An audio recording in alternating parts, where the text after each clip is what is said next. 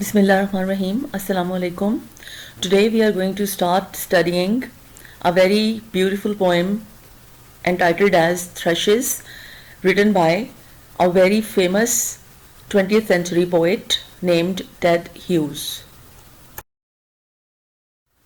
Ted Hughes was born in 1930 and died in 1998. He was a 20th century English poet and UK Poet Laureate from 1984 until his death in 1998.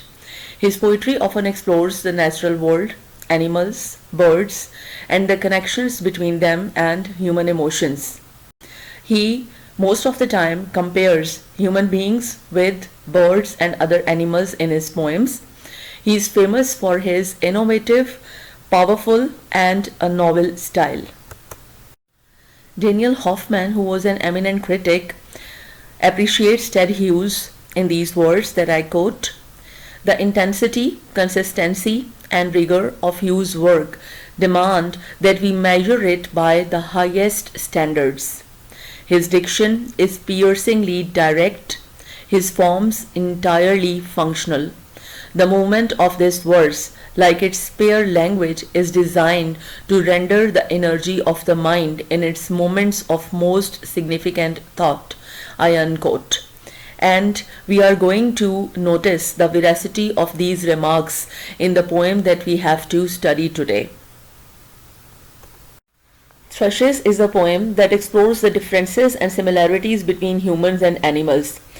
This poem uses imagery and metaphors to contrast the behavior of thrushes with human behavior. That means that poet is exploring here the differences between the behavior of human beings and that of thrushes. Though thrush is a small bird and that has delicate legs, but in this poem the speaker describes this bird as terrifying and deadly. He compares them to coiled steel that is triggered to violence when it sees prey. The speaker notes that the thrushes are purposeful and efficient and that they kill their prey almost instantly. They act instinctively. The poem explores the wildness of animals, their innate killer instinct, and how humans lack this instinct, how humans lack this single-mindedness when they have to do something. It also conveys the idea that it would be desirable if humans could be as natural as thrushes. The speaker in this poem depicts the animal kingdom as separate from the human world.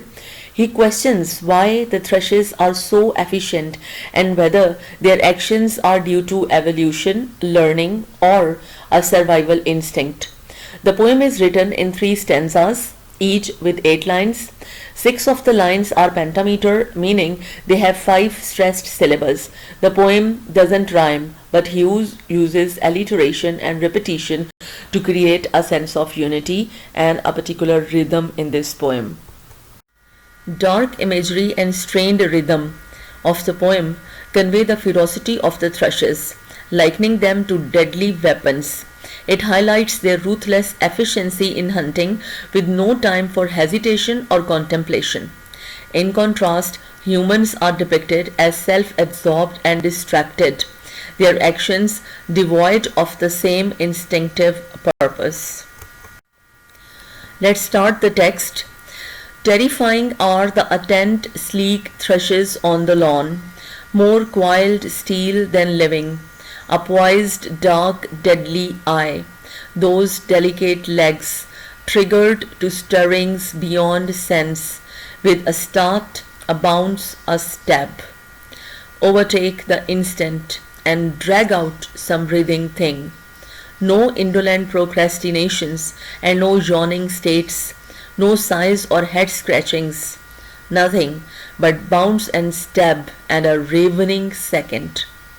So the poet is beautifully depicting the thrushes who are terrifying, though the bird is small and its legs are so thin and delicate, but the way it attacks its prey is something horrifying, something frightful or terrifying.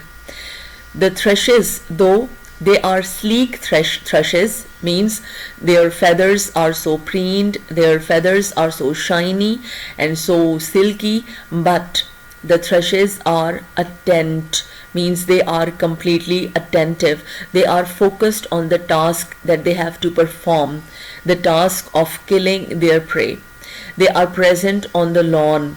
Perhaps the poet is sitting somewhere and he's observing the thrushes who are present in the lawn, pecking about here and there.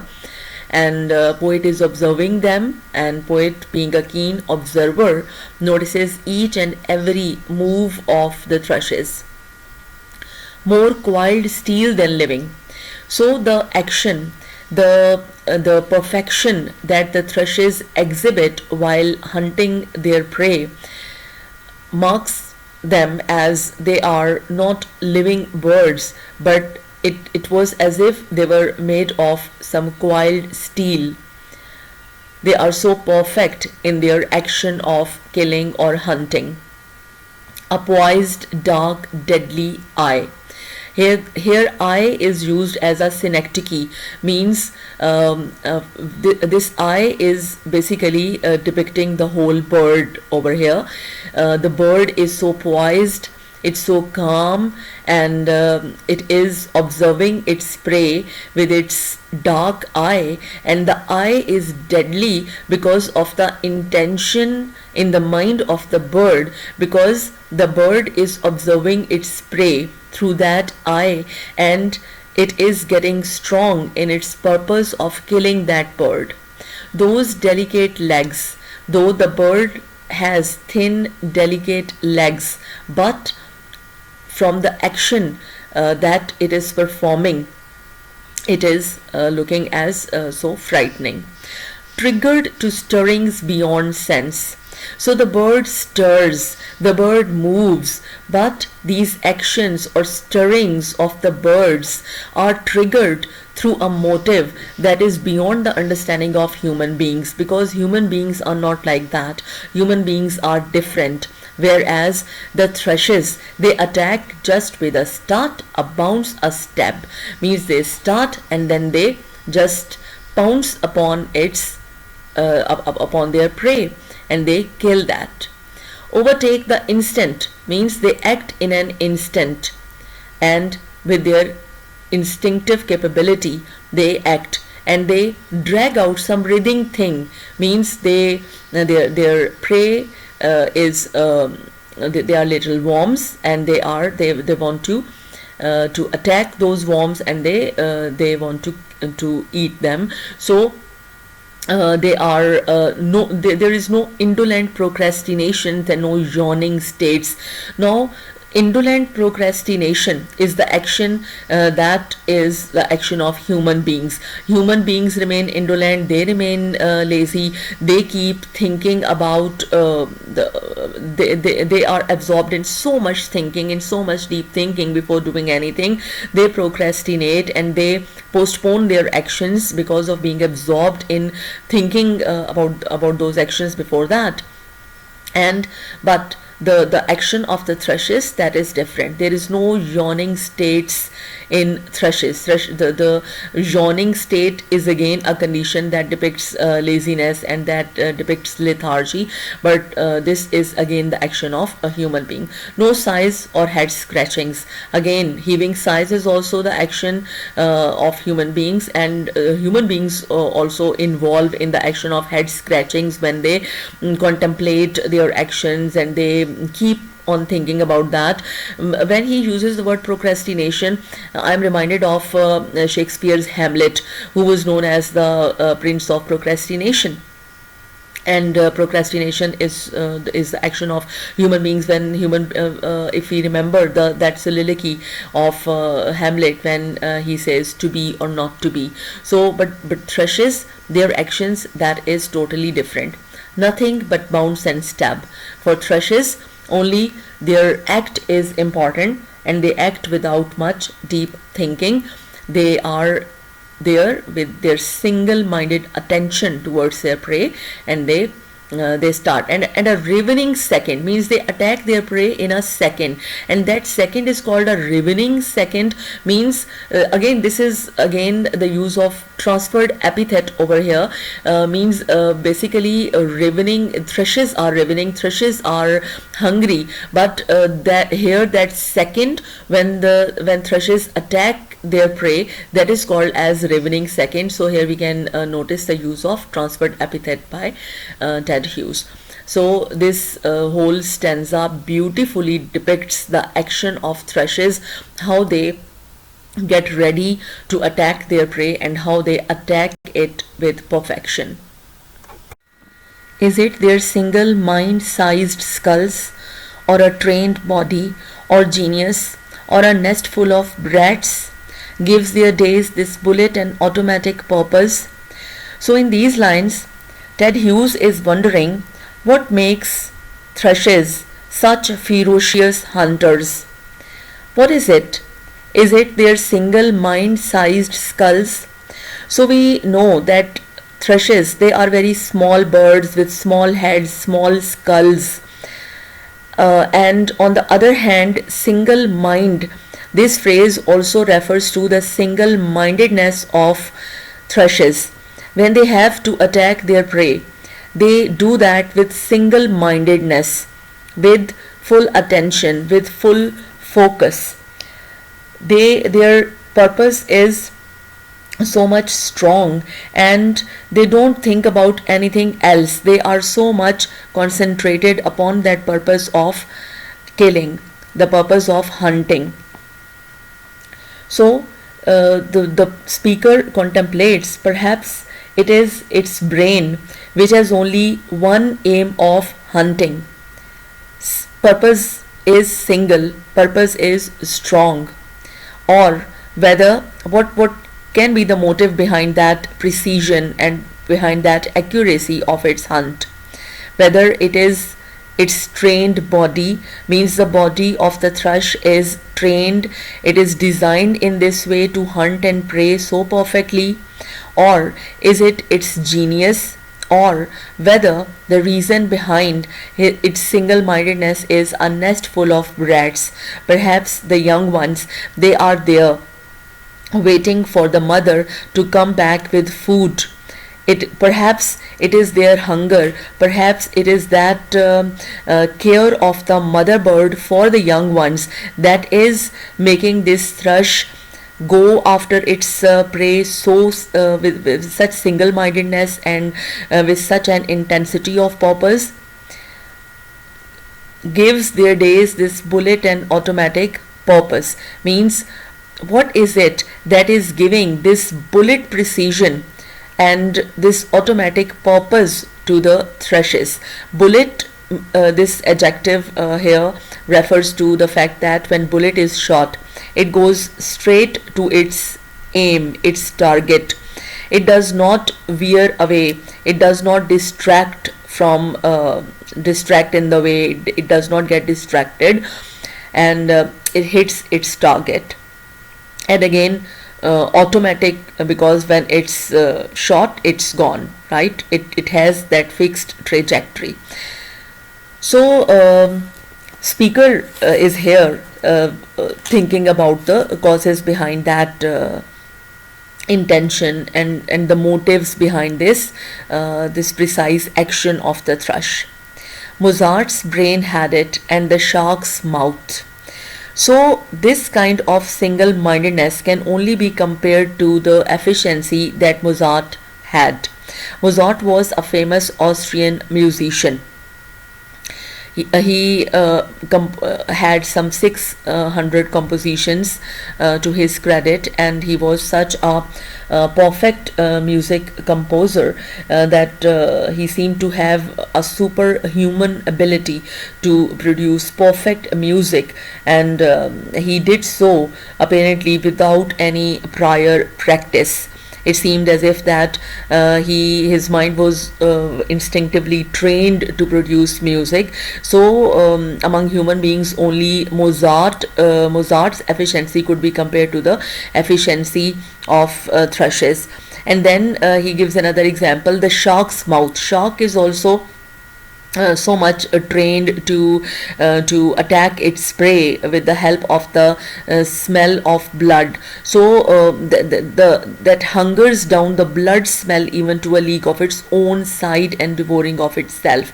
So shark is famous for going behind the blood smell and finding its prey and devouring it. If even its own body, the blood is oozing from its own body, the shark would be would be so much forced by the smell of that blood so much that it could even devour itself. So in order to tell us about the efficiency and precision of hunting that these thrushes have, the speaker is here using giving us two examples, the example of Mozart and then another example is the example of shark, because Mozart also had that perfection in his work, and he acted without any special effort. His act of composing music was so much natural, and similarly the shark's efficiency in hunting can also be like to the efficiency of thrushes during their hunt. Efficiency which strikes too streamlined for any doubt to pluck at it or obstruction deflect. So there is nothing that can veer thrushes away from their purpose, from their aim, from their target. Nothing can divert them from that action of pouncing upon their prey and hunting the worms. So in this stanza, the poet, the speaker, is comparing human beings with thrushes. With a man, it is otherwise. Heroisms on horseback, outstripping his desk diary at a broad desk, carving at a tiny ivory ornament for years. His act worships itself. So, human beings are so much different from thrushes. If we can notice that thrushes, they have just single-minded purpose, and that is to attack their prey, whereas human beings, they have different nature, even they are different from one another. We notice that thrushes, they are alike in their instinct and aim and action, whereas every man has different nature and different bent of mind. In case of a soldier or a warrior, he wants to get famous by displaying heroic deeds on horseback, because a soldier just has to earn honor and reputation. He has to prove himself before others. Every human being, every man wishes to prove himself before others, and that is why there is so much pretension in human life. Human beings are a pretentious lot.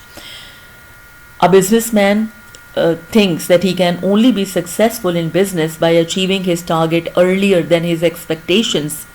A craftsman can spend years patiently to carve a small, tiny ornament with ivory, and because he wishes to prove his skill before others and he wishes to earn the praises. So it seems as if that the acts of human beings worship themselves.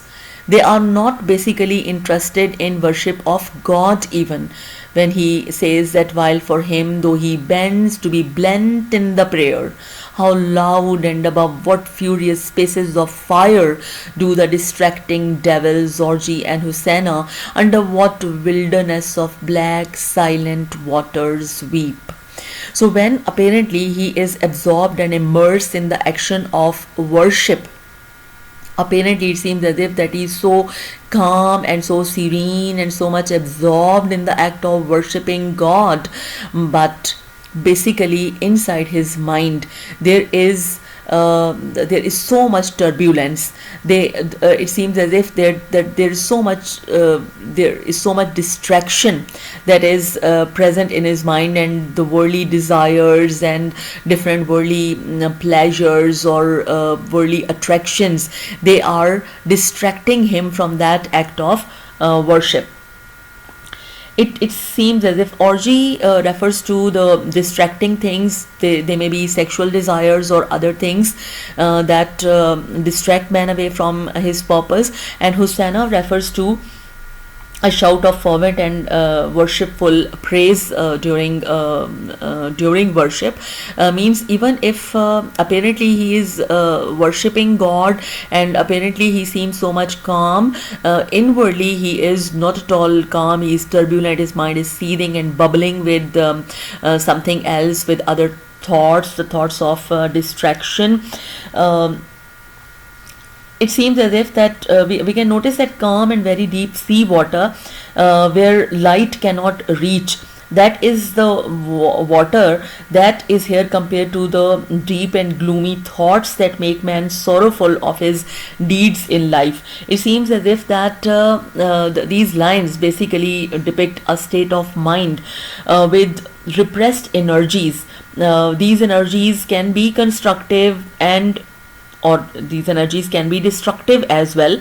In either case, man has to go through a wasteland of gloomy thoughts which make him sorrowful of his actions in life.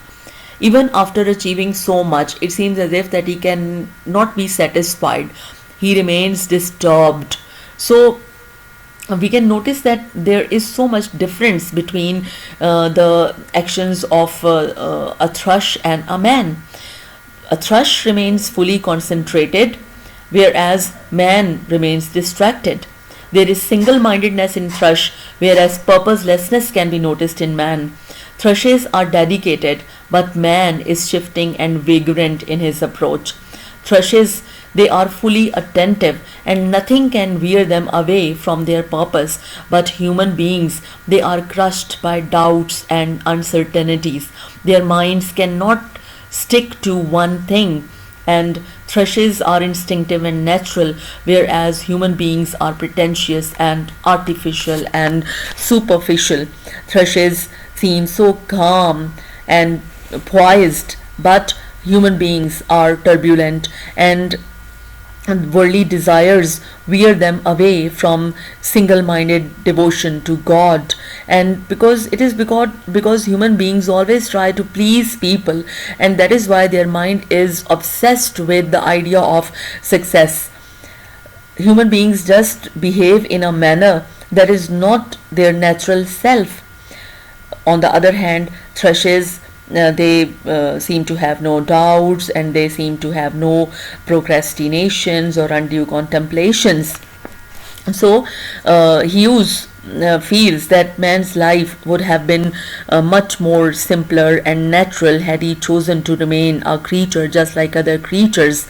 It is this so-called sophistication, culture, this glamour, this shine of success that is basically a sham shine, and it is driving him away, and it has taken him away from the pleasures of the natural life.